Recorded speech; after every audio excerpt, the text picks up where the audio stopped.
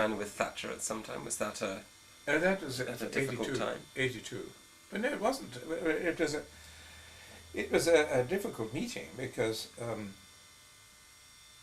the purpose of the visit was to start the talks on the future of Hong Kong and the negotiation, the quote, negotiation on the future of Hong Kong. And the marvellous moment, I shall never forget this, the straight confrontation between the Iron Lady and little Deng Xiaoping.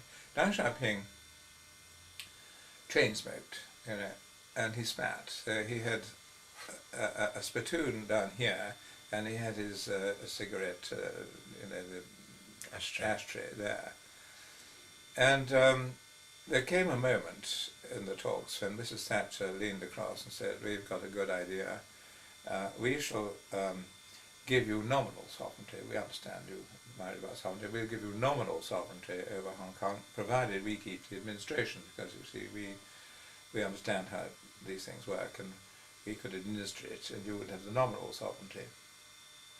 And Deng Xiaoping, who was sitting in a huge chair, so he looked minute, this little man, he just leaned further back and he said, no. He said, for us, sovereignty means sovereignty. In other words, if you have sovereignty, you do what you like. I mean, sovereignty is your sovereign territory. No, we'll have that. And at that moment, Mrs. Thatcher began to ease forward in her chair, and you could see her hand going down, groping for her handbag.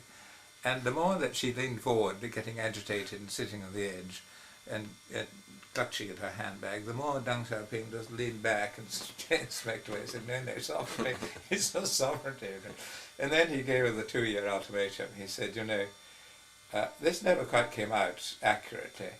He said to her, if you don't come up with a solution based on the premise that Hong Kong is sovereign territory of China, we will take unilateral action at the end of 2 years and declare it to be sovereign territory of China.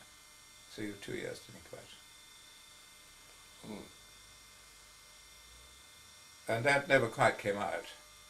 And so we had 12 or 13 sessions with Percy Craddock leading, with Teddy Yude coming up from Hong Kong. And every time that they started to get into Turkey, the Chinese would say, but we're not talking business until you agree to the premise. And the premise is, on the basis of Chinese sovereignty over Hong Kong, then we'll agree how it will be done. But you must start by acknowledging its sovereign territory of China.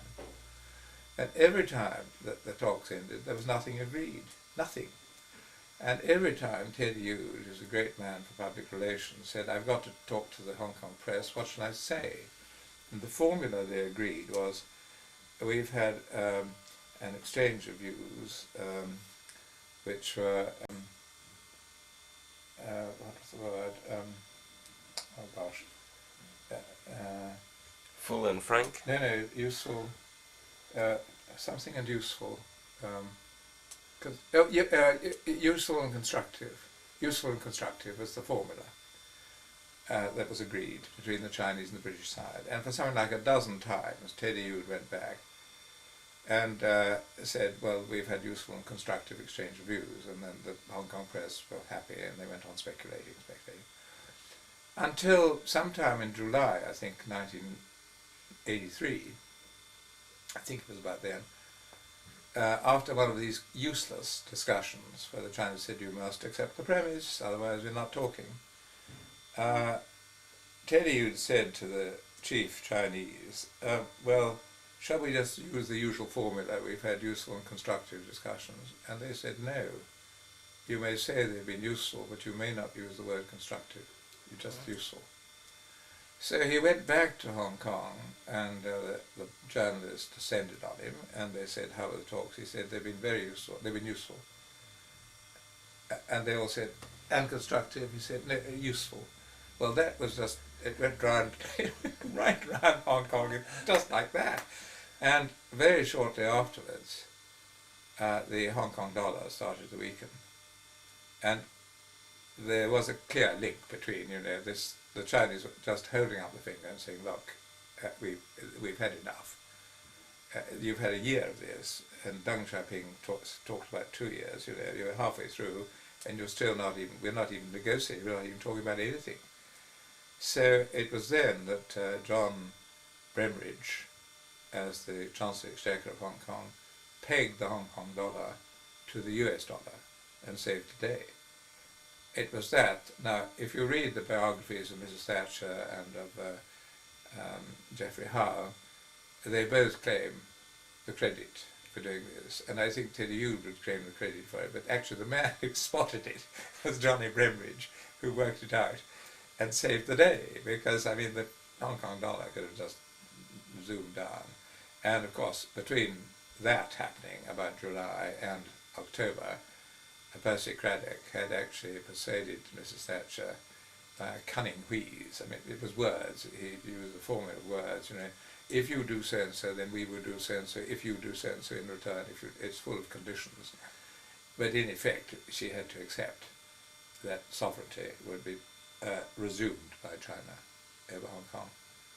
And if you look back on the whole thing, all the doomsday men were saying, oh God, this is going to be the end of Hong Kong.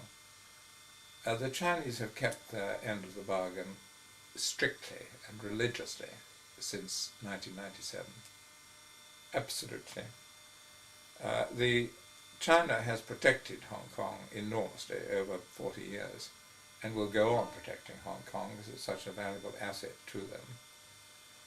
And the doomsday soothsayers who were predicting gloom were looking in totally the wrong direction, because in June, July 1997 they had a much worse crisis when the baht went to the wall and there was a huge domino effect on all the currencies, a currency crisis in Southeast Asia, which was devastating for the region and very hard for Hong Kong. And it's the stupid commentators had spent, the British commentators worst of all, were looking so minutely at change of sovereignty in Hong Kong, they missed the gathering storm in Thailand.